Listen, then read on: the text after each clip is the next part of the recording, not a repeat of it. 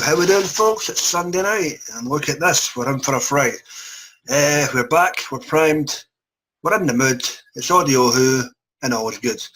And tonight, guys, we're here to talk brass tacks over story number 1 of the Third Doctor Adventures from Big Finish Production and the Conquest of Far. We have Daleks versus the Human Alliance with Robo-Men in between on the colony of Far, as Joe Grant and the Doctor once again find themselves in a situation that is not of their own doing. And we have the classic Doctor Who formula of Doctor and Companion get separated, they each get their own wee team, and they come together towards the end to resolve said situation. We have Tim Treeler and Katie Manning back in tow, and we're all good to go. So what do we think about that? We're about to find out, but before we get to that, let's get to this. It's your panel for this evening.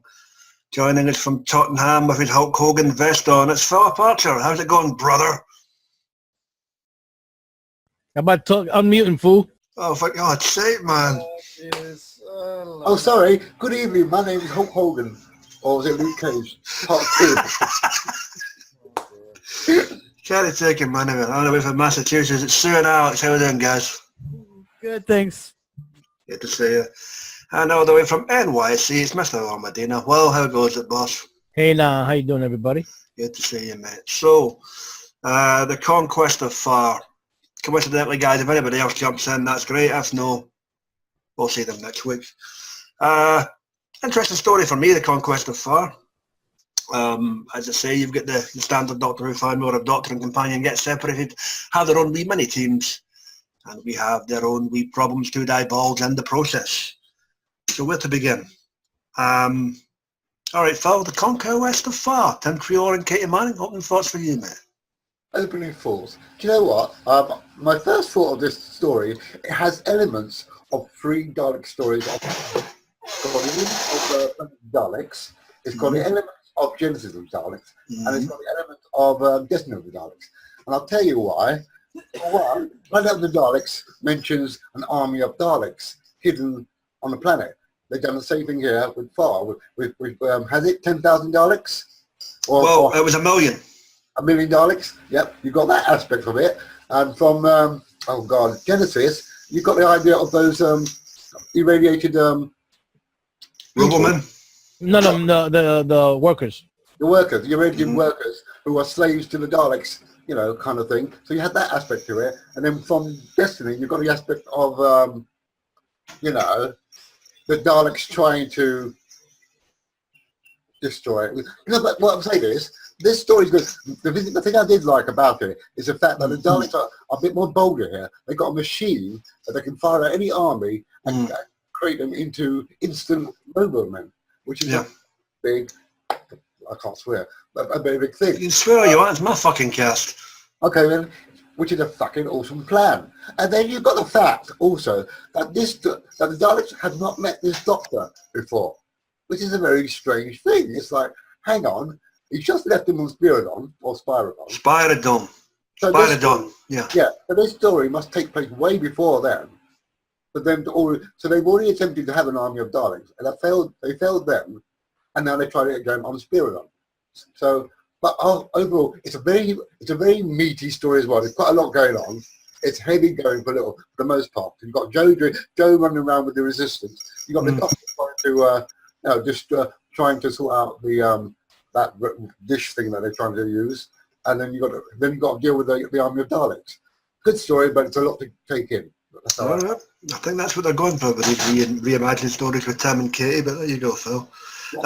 Just to clarify, guys, this does take place after the events of Spiridon, which is that Planet of the Daleks? Planet of the Daleks, yeah. Yeah, so, you know, it's the second outing for John Pertwee / Tim Treeler as Third Doctor, but as Phil alluded to, from the Daleks' point of view, that never happened yet, and they didn't record them with his mind pattern and all that, you know, so go figure. It's how it's horses for courses and how you take it. Well, opening thoughts for you in this one, mate? This is a great story.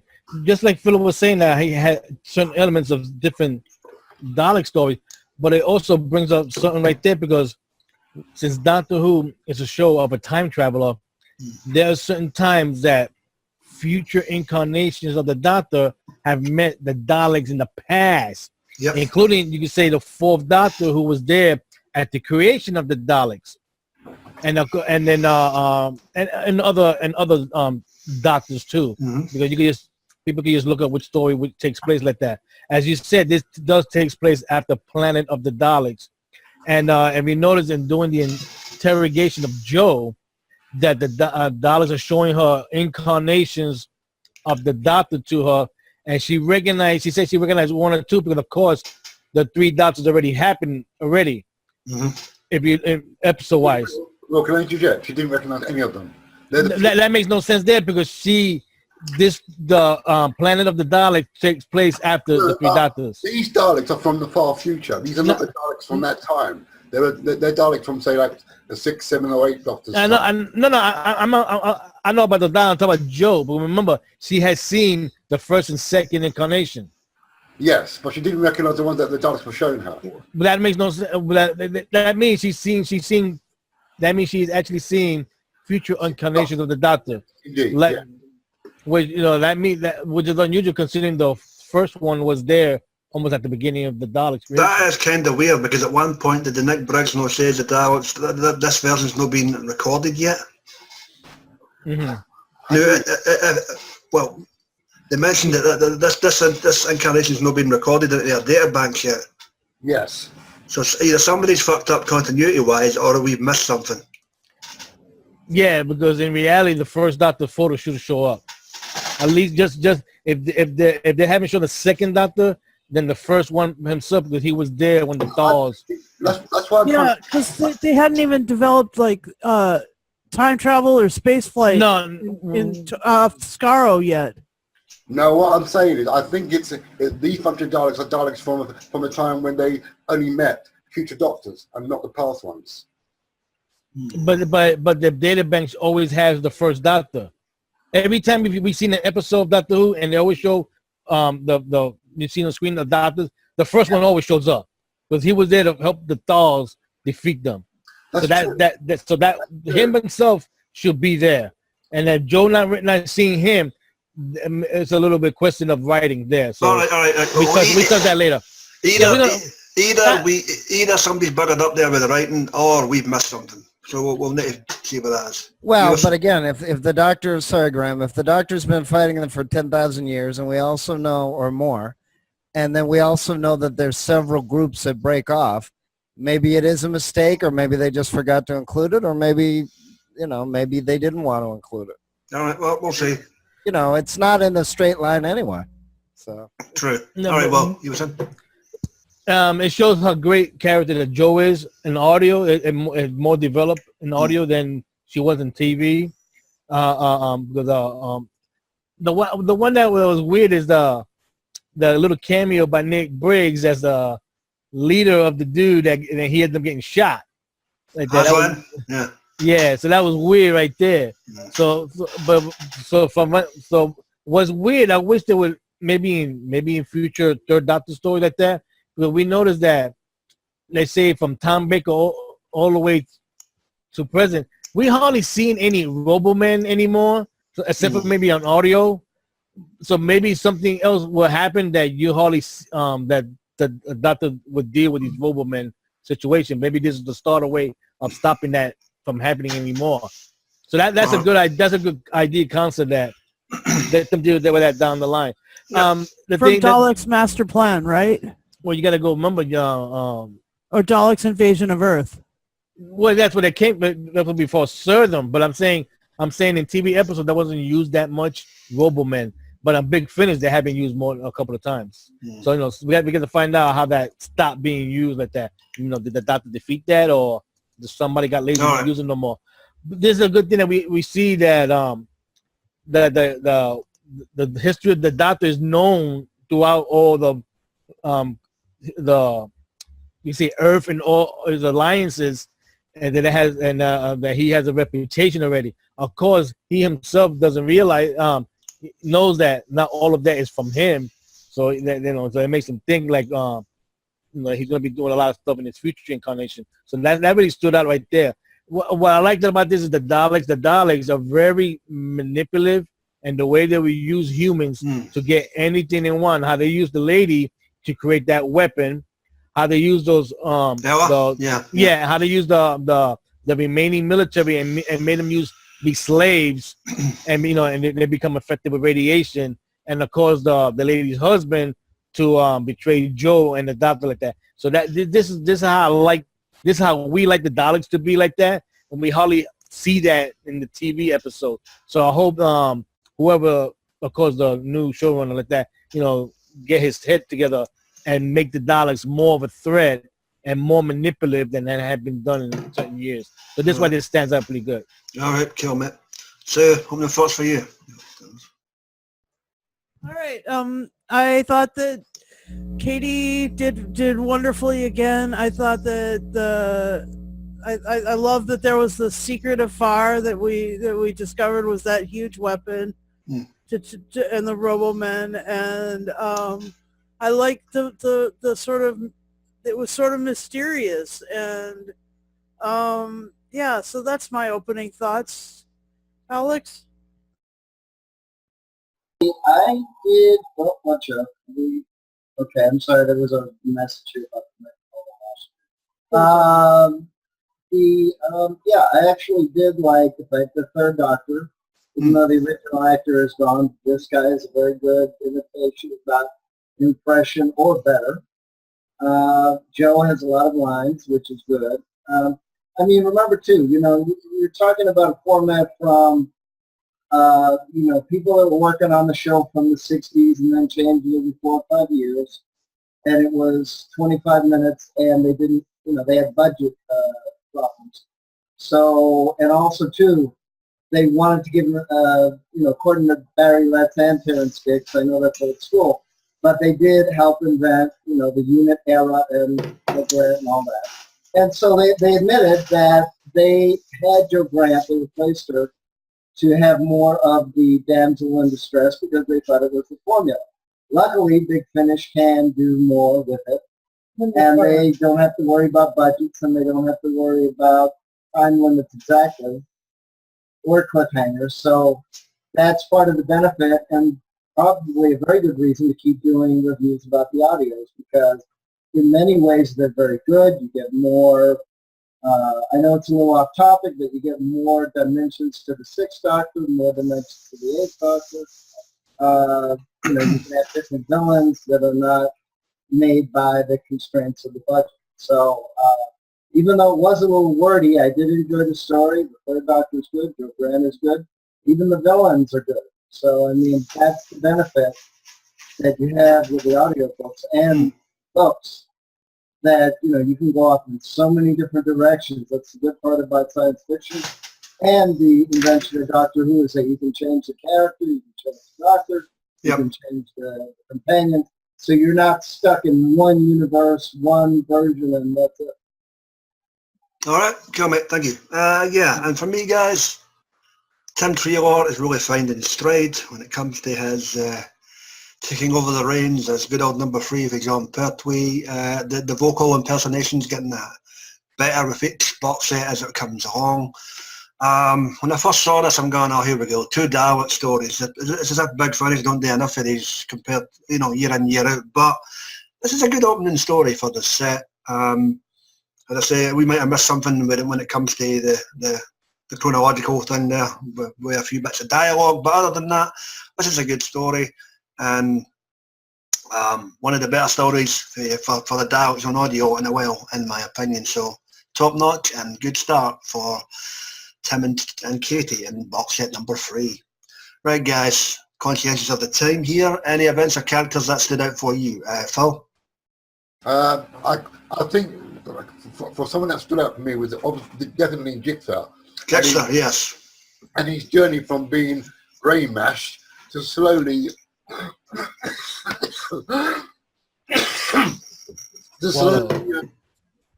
coming back to his senses as he becomes more less ill by the radiation that he received on. Yeah. Well, I like how he finally became, was it Admiral Jigsaw? Or? Admiral or Captain, I can't remember. Admiral was the big guy, it sounded like a pit bull, but I can't remember his name. I think he was Commander Jigsaw. Yeah, we'll call him Commander Jixer. But yes, I like his progress throughout the story, and he was a very good help with the Third Doctor. Yep. And he stood out very well for me. The other person that stood out for me had to be Jo Grant, because she held her own in this story. She didn't really need a doctor in this, and well, she did, but she held her own in the story, and it was nicely done for her. Oh, cool, mate. Thank you. Well, how about you, mate? Well, hang on, before you go there, who played Jexter? Jixter was played by John Banks. Good song. John Banks, a big fan of alumni. He always showed up from time to time. Good outing for him. Okay, what do you reckon, mate?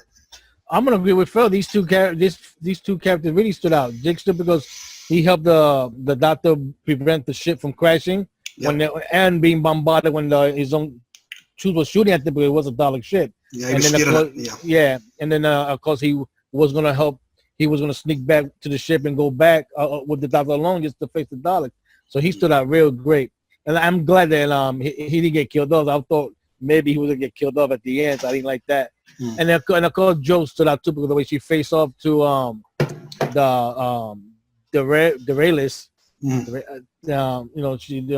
and helped the imprisoned girl realize that she invented the weapon, and together they were trying to prevent it from working like that. So that's why I gotta give Jo props for that. The girl stood out too, because she stood out to her own boyfriend, her husband, and saying, "Look, man, I'm not gonna be a wimp like you. I help develop this weapon that's gonna hurt all the combined military." So we're at who played Dallas and who played Ella? Ella was played by Amy Newton, and Dallas was played by George Watkins. Right, that's good. Good outing for them, and I'll explain why in a minute. So, Alex, anything stand out for you character-wise or events? Ella was great, and there was that mystery of the Robomen and the secret of Far, and that's what stood out. Okay. I mean, all the characters are getting defined, and that was great in the story, and it helps keep you in the story. Like I said, I like the Third Doctor. Like Jo Grant, she had a lot to do, and there was a lot of debating back and forth. But yeah, it's was well done. All right, cool. Damn cool. And for me, the guys have alluded to. Joe's great, Jexter's great, but for me, the one bugbearer of this story was that Davos. George, what was his name? The actor, George Newton? Watkins. George Watkins, another guy who jumped in and out of big fans. I wanted to strangle Dallas, by the way. He was a whiny, moany little bitch, little ray of sunshine, I believe the Doctor called him at one point in this story, He just so pessimistic. Of course, you understand why come the end of the story when you realise he is in fact a Robo-Man. Spoiler alert, tough shit. And he ends up, getting fried as a result of it. He probably ended up the way he should have went. At the same time, you can kind of empathise, but no, he was a whiny little bitch. I'm not very often I say this, but I'm glad he died. Yeah. So, I really am. Yeah, he was a... Whiny little cunt. Anyway. I have one stipulation about the Third Doctor. Yeah. Characteristic of how he was shouting at the Daleks towards the end of the story. Oh yeah, I noticed that. You're beaten. Yeah. Like Chris saying, "Why don't you just die?" And I thought that's not the Third Doctor. He doesn't shout like that at the Daleks. It's a bit. He didn't say die. He just says you're beaten, finished, all washed up. You know what it is, Phil? I think he realized that since the Daleks know about him, because he already had the reputation with the Daleks. And he only faced him a few times already. He only faced him you could say like 5, 6 times. 4, 5, 6. Yeah, 6 times already. So that means he realized that his future incarnation are still going to be dealing with the Daleks. So that upsets him a little bit. Yeah, I can see that. Because you could say like this nonsense is going to be going on so long, something bad is going to happen. Now, of course, we know it's the Time War. But, he doesn't realize that yet. All right. That's a good point, though. It was a wee bit out of character for the Third Doctor, I suppose, Phil. But, hey, when you're in a high-pressure situation like that, I guess. True. You sometimes work out a character. All right, guys. Open mic portion of the cast. Anything else you want to bring up before we get this rated and in the can? The bit where Doctor and Jigsaw are flying the Dalek saucer Through the gateway? Yeah. to the gateway. It reminded me in the sense of Lucy Miller flying. All right. Yeah. It brought that to my mind when she's like, "I'm gonna blow up the Daleks place that she's at." So that was good. I like that part of it when the spaceship, the Dalek ship was going through the gateway and somewhere else.